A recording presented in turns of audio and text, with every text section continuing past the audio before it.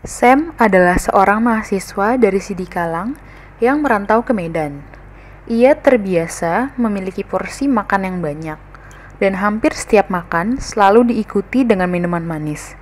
Bahkan tidak jarang, ia mengkonsumsi minuman dan makanan manis lainnya setelah makan. Pola hidupnya juga sangat tidak sehat. Kebiasaannya selalu saja tidur setelah makan, tidak mau bergerak maupun olahraga. Terlebih selama pandemi ini, aktivitasnya hanya kuliah online, menonton film, dan bermain handphone. Suatu malam, ia mulai sering terbangun di tengah tidurnya untuk buang air kecil.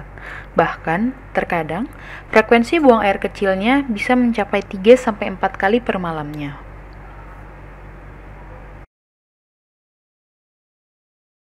Ia juga sering merasa lemas dan tidak bersemangat walaupun setelah makan.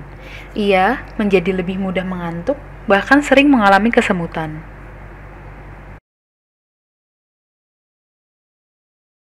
Samuel, kerjain itu tugasmu. Memang.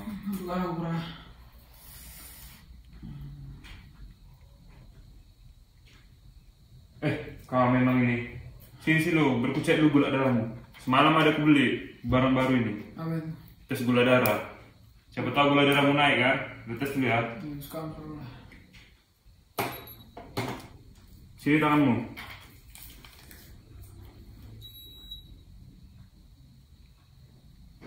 Bentar ya. Oke, disipu kan? Tuh, 2, 3.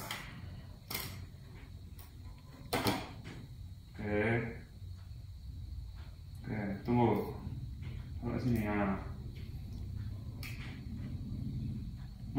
Gila kau memang. Gula darahmu 300. Gue yang bagus 300. Kepala kau yang bagus 300. Cepat-cepat pergi ke dokter sana. Kau memang nih. Enggak ada uangku. Kau telepon dulu orang tuamu. Cepat-cepat. Wah.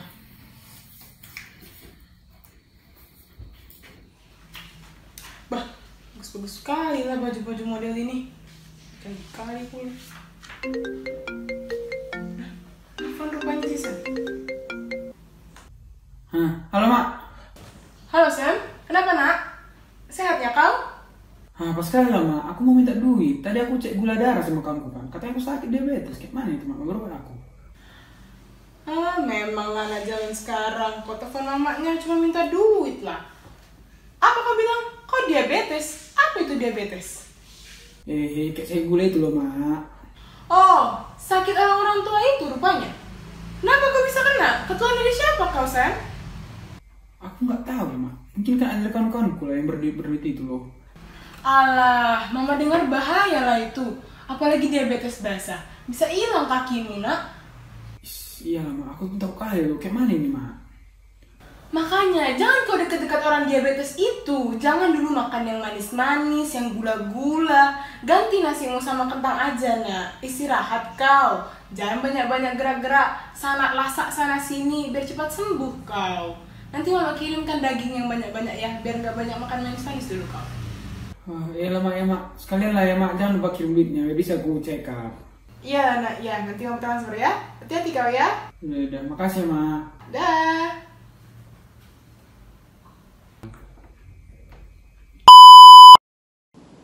Waduh, bagaimana pendapat kalian mengenai ibu tadi? Apakah kalian sependapat?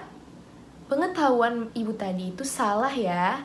Pertama-tama kita harus tahu nih, apa sih diabetes itu?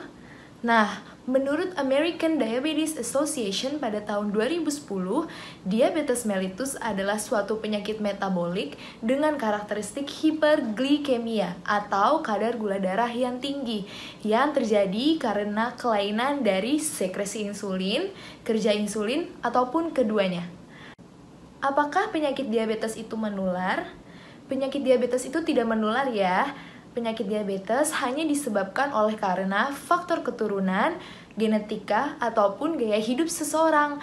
Berbeda bila penyakit itu disebabkan oleh virus, bakteri, ataupun kuman lainnya. Penyakit itu bisa menyebar bila kita berkontak fisik dengan penderita. Apakah benar ada tipe diabetes basah dan diabetes kering? Masyarakat Indonesia sering mengkategorikan diabetes menjadi tipe basah dan kering. Namun, dalam dunia medis istilah itu tidak dikenal ya. Secara umum, diabetes dibagi menjadi 3 tipe. Yang pertama itu adalah diabetes mellitus tipe 1, kemudian diabetes mellitus tipe 2, dan juga diabetes gestasional yang terjadi selama masa kehamilan. Nah, dari ketiga tipe itu tetap memiliki ciri yang sama, yaitu hiperglikemia atau kadar gula darah yang tinggi. Nah, saya akan menjelaskan tipe-tipe diabetes secara singkat. Yang pertama adalah diabetes gestasional yang terjadi selama masa kehamilan. Pada masa kehamilan, tubuh menghasilkan hormon-hormon tertentu yang membantu perkembangan janin. Sayangnya, hormon tersebut menghambat kerja insulin. Nah, diabetes gestasional bisa menghilang setelah melahirkan, namun tidak menutup kemungkinan bisa muncul kembali pada kehamilan berikutnya. Kemudian ada diabetes mellitus tipe 1 atau yang kita sebut juvenile diabetes yang seringkali muncul pada masa kanak-kanak hingga remaja. Diabetes tipe ini muncul karena kelainan genetika yang menyebabkan kelainan reaksi imun tubuh pada proses produksi insulin oleh pankreas. Dan yang terakhir adalah diabetes mellitus tipe 2. Diabetes ini terjadi ketika tubuh sulit menggunakan insulin dalam mengontrol kadar gula darah. Hal ini terjadi karena sel-sel dalam tubuh tidak peka terhadap insulin atau yang kita sering sebut adalah resistensi insulin. Atau bila pankreas tidak menghasilkan insulin dalam jumlah yang memadai. Diabetes ini sering dianggap hanya terjadi pada orang tua.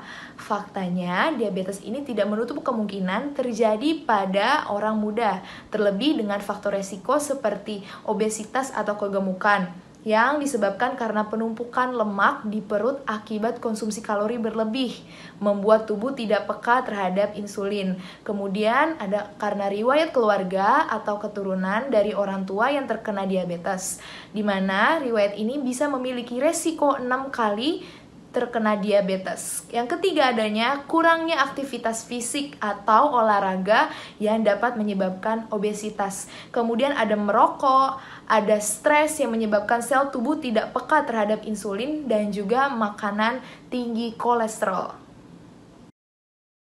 Komplikasi diabetes yang dapat menghilangkan kaki atau yang sering kita sebut amputasi, hal itu benar ya. Pada penderita diabetes, seringkali penderitanya itu rentan mengalami luka yang tak kunjung sembuh, khususnya di bagian kaki. Nah, luka itu harus ditangani dengan benar, karena bila tidak dapat menyebabkan ulkus diabetikum. Dan beberapa kasus, ulkus ini harus menyebabkan kaki pasien itu diamputasi. Luka sulit disembuhkan karena buruknya sirkulasi darah. Tingginya kadar gula darah menyebabkan penyempitan pembuluh darah. Akibatnya, aliran darah dari jantung ke seluruh tubuh pun terhambat, sehingga pasokan oksigen dan nutrisi pun tidak disalurkan dengan baik ke seluruh tubuh. Padahal, bagian tubuh yang luka sangat memerlukan oksigen dan nutrisi untuk membantu percepat proses penyembuhan. Nah, yang kedua adalah menurunnya sistem kekebalan tubuh. Meningkatnya kadar gula darah menyebabkan sel-sel yang bertugas menjaga kekebalan tubuh melemah. Oleh karenanya, luka sedikit saja bisa menyebabkan infeksi yang berat. Bila sudah begini, sel-sel kekebalan tubuh tidak bisa menyembuhkan atau mengeringkan luka dalam waktu yang cepat bagi penderita diabetes. Dan yang ketiga, karena kerusakan saraf atau neuropati. Kondisi ini di mana tubuh tidak bisa merasakan sesuatu atau mati rasa. Hal ini dikarenakan saraf-saraf dalam tubuh rusak akibat kadar gula darah yang tinggi, yang menyebabkan jaringan saraf tidak mendapatkan aliran darah yang cukup. Selain itu, diabetes dapat menyebabkan komplikasi lainnya seperti penyakit jantung atau stroke, masalah kulit, kerusakan mata, kemudian penyakit ginjal atau nefropati diabetik, kemudian ada penyakit gigi dan mulut, serta kesehatan mental. Faktanya, penderita diabetes harus membatasi konsumsi gula, namun bukan berarti mereka tidak boleh mengkonsumsi makanan manis ya. Meniadakan konsumsi gula sama saja membuat kadar gula darah menurun atau hipoglikemia yang dapat menyebabkan pusing, lelah, gangguan penglihatan, hingga kehilangan kesadaran. Nah, penderita diabetes boleh mengkonsumsi makanan manis, asal jumlahnya harus dikontrol. Selain itu, sudah ada tersedia pemanis buatan seperti aspartam, stevia, sorbitol, acesulfam K yang dapat membantu mengontrol asupan gula pada penderita diabetes. Nasi dan kentang sama-sama memiliki indeks glikemik yang tinggi, yang dapat menyebabkan meningkatnya kadar gula darah dalam waktu relatif cepat. Sementara penderita diabetes harus memilih sumber karbohidrat dengan indeks glikemik yang lebih rendah, seperti nasi merah, gandum, pasta gandum utuh, ubi jalar, ataupun jagung. Nah, setelah mengetahui hal-hal yang berhubungan diabetes, bagaimana sih cara pengendalian dari diabetes itu sendiri? Nah, ada 4 pilar bagaimana cara mengendalikan diabetes. Yang pertama adalah edukasi. Penderita diabetes harus mengetahui apa sih diabetes itu, bagaimana faktor risikonya, kemudian bagaimana proses terjadinya, lalu gejalanya, komplikasi, serta pengobatan dari diabetes itu sendiri. Sehingga mereka lebih menyadari bagaimana cara meningkatkan gaya hidup yang sehat dan kepatuhan pengobatan diabetes. Kemudian pengaturan makan. Pengaturan makan bagi penderita diabetes bertujuan untuk mengendalikan kadar gula darah, tekanan darah, kadar lemak dalam darah, serta berat badan yang ideal. Dengan demikian, komplikasi dapat dihindari sambil tetap memperhatikan kenikmatan proses makan itu sendiri. Nah, pada pola makan terdapat 3 prinsip, yaitu 3J. Yang pertama adalah jumlah. Jumlah makanan harus disesuaikan dengan jenis kelamin, tinggi badan, berat badan, serta umur. Kemudian adanya jenis, di mana porsi setengah bagian sayuran, kemudian 1/4 bagian karbohidrat, dan 1/4 bagian lauk. Dan yang ketiga adalah jadwal, di mana waktu makan tetap, yaitu mencakup makan pagi, makan siang, makan malam, dan juga makanan selingan. Nah, konsumsi daging yang berlebihan tidak baik ya bagi penderita diabetes karena dapat meningkatkan risiko komplikasi diabetes dikarenakan daging mengandung kolesterol yang tinggi. Nah, kemudian olahraga.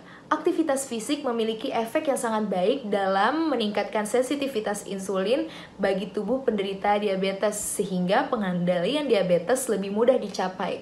Panduan umumnya yaitu aktivitas fisik dengan intensitas ringan selama 30 menit dalam sehari yang dimulai secara bertahap.